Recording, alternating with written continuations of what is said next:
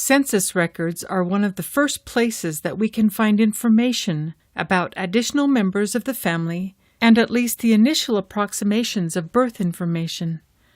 The U.S. has conducted census every 10 years, starting in 1790 and continuing through the present.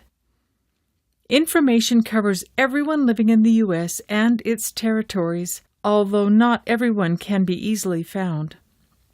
Copies of the searchable transcripts and attached original images can be found in Family Search Records and in the collections of each of our partner sites. Occasionally, a given record may be found in one collection, but not immediately in another because of different algorithms. Available useful genealogical data varies dramatically between the various censuses.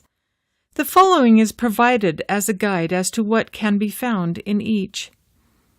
The 1790 through 1840 census records. The only persons listed are the heads of household.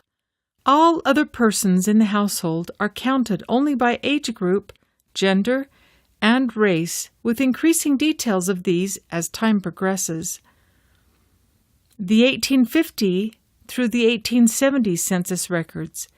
Each member of each household is listed here, along with age and where they were born, state or country, but the relationship to the head of household is not specified. The 1880 census. This census continued showing each member of the household with age and where they were born, but added information on relationship to head of household, race, marital status, occupation, and where father and mother of each individual were born.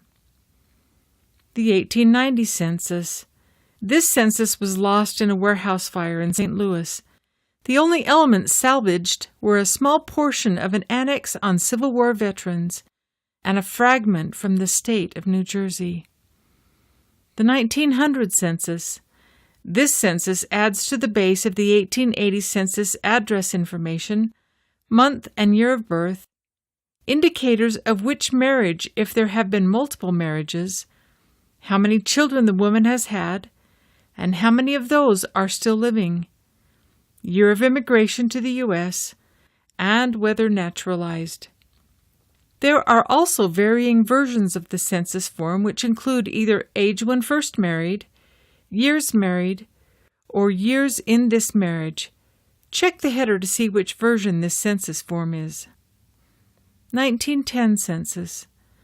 The month and year of birth are no longer available in this and all succeeding census records.